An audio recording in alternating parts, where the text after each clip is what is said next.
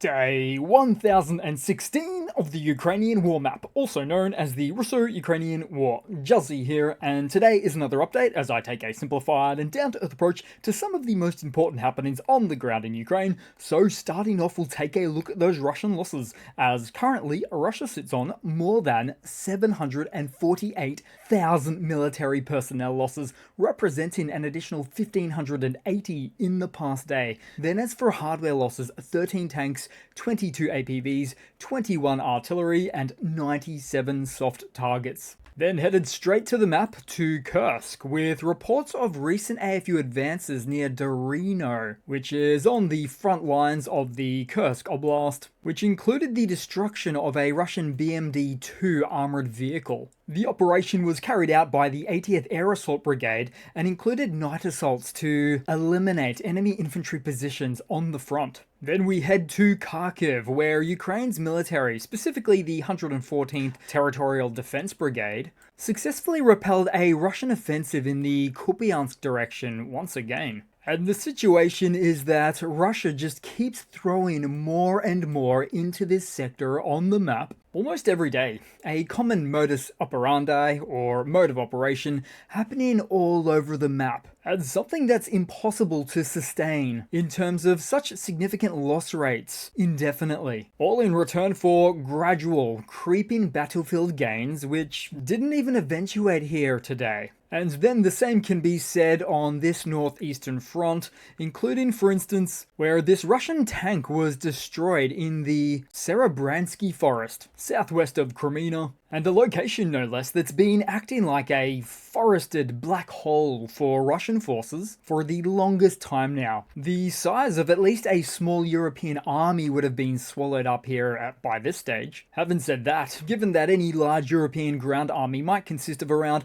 150,000 active duty personnel alongside about 250 tanks, think Italy, Germany, France, then one could argue that over time, an inbound Russian army stream the size of a medium to large size army from the European continent is increasingly becoming absorbed, or gets swallowed up, on this and various other sectors on the map. Then headed down further to Donetsk, where Ukrainian forces are successfully continuing holding their ground near Myrnorad, which is just east of Pokrovsk, with at the moment fending off as many as a dozen Russian assaults each day. Then just a bit below this location, where the Kharkova garrison doesn't look like it's going to collapse by week's end, as suggested by a number of analysts here and there. Though it is a location that is certainly one of the top goals of the Russian military right now. Kursk would also be the other big concern. But then still on this part of the map,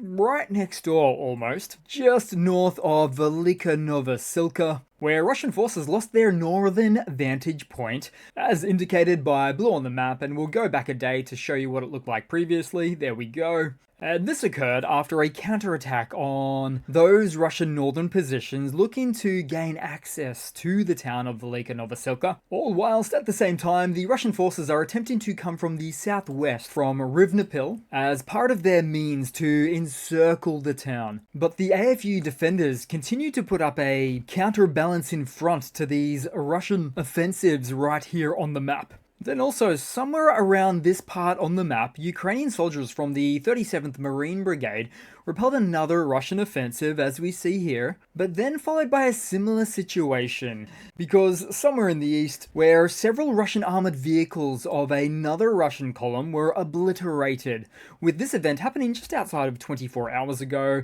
with Russian armor just driving up into open positions on the assault, surely knowing there are swarms of Ukrainian drones just waiting to obliterate them. Not that it matters if they do know this, because with such aggressive tactics employed by the aggressor nation, Russian commanders are taking a, first and foremost, quantity approach to their own offensive operations now more than ever perhaps. Then to take a brief look outside of the main map, because in a striking echo of Ukraine in late 2013, Georgia is witnessing a surge of protests reminiscent of the Euromaidan protests that culminated in the ousting of the then Ukrainian president Yanukovych, which occurred due to him suddenly and unexpectedly backing out of and reversing trade and closer integration deals with the European Union, instead moving closer to Russia at the time. And it seems even back then the Ukrainian population was onto something with those mass protests, especially given how Yanukovych fled the country to Russia and lived there in exile ever since. In fact, he's only ever been seen once or twice in public in the last 10 years. Doesn't exactly represent a bastion of innocence. And so now, as for Georgia, demonstrators are flooding the streets, voicing their discontent with government actions that many view as increasingly authoritarian and a move away from European integration to make closer ties with Russia. Sounds familiar now, doesn't it? With these anti-Russian protests only growing, now having spread to every city of their country. Then headed across to some news for today. So a $50 billion loan for Ukraine, funded by windfall proceeds from frozen Russian assets, are supported by the Group of Seven allies, aka the G7, and is nearing the go-ahead, with distribution expected to commence by the end of the year. All as per a recent White House statement. At a ceremony yesterday in Washington, Treasury Secretary Janet Yellen and Ukraine's Finance Minister Marchenko put into writing assurances that the US portion of the loan will be paid for by the windfall proceeds of the immobilized Russian sovereign assets and not by American taxpayer dollars. With Yellen stating that letting Ukraine fall would invite further aggression by Russian President Vladimir Putin and jeopardize the safety of NATO allies in Europe who are committed by treaty to defend. Now, as for the $50 billion aid to Ukraine, never before has a multilateral coalition frozen the assets of an aggressor country, then harnessed the value of those assets to fund the defense of the aggrieved party, all while respecting the rule of law and maintaining solidarity. And it's something that would surely set the standard for any future would-be aggressors. Then in some more news, and in a notable exchange going back to last week, General Gerasimov of the Russian Armed Forces held a conversation with General Charles Q. Brown Jr., the chairman of the US Joint Chiefs of Staff.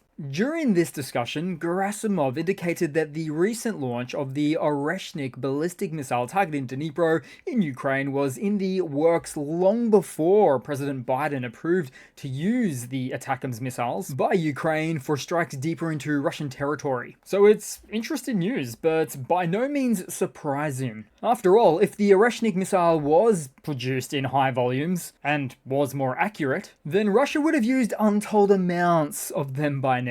But at an expected cost of approximately $120 million per unit, and just a very small handful of these test experimental missiles in their arsenal, the Oreshniks represents little more than a low-grade threat to Ukraine now. Then headed across to some Russian economy news. A lot, in fact, as things really appear to be getting out of hand for the most economically sanctioned country on Earth. So, as for another rapid-fire Russian economy segment, starting off, Gazprom, Russia's state-controlled energy giant, and the world's largest producer of natural gas, is about to hit a 10-year low with its stock price, due to declining European demand, falling energy prices, and the impact of sanctions on its operations and exports, leaving the energy giant under significant financial strain, which evidently was one of the last things Putin expected going into this war. And we know this because the Presentator himself literally used the threat of the disruption of oil and gas supply for European consumption just a short time after the SMO commenced, done so as a means to strong-arm those supporting Ukraine in an attempt to get them to back off a bit. Needless to say, the approach backfired, boomeranged,